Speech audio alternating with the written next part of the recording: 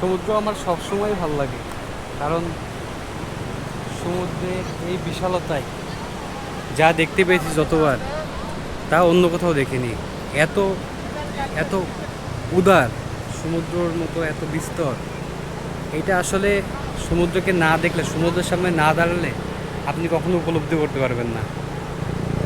আর সমুদ্রের গর্জন, সমুদ্র তার অস্তিত্বকে জানান দেয় সবসময়।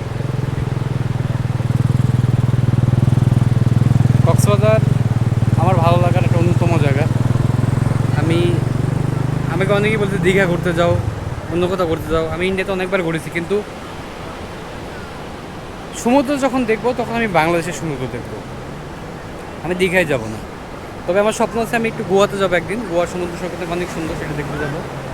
আর এইটা তো দেখতে পাচ্ছেন কত সুন্দর।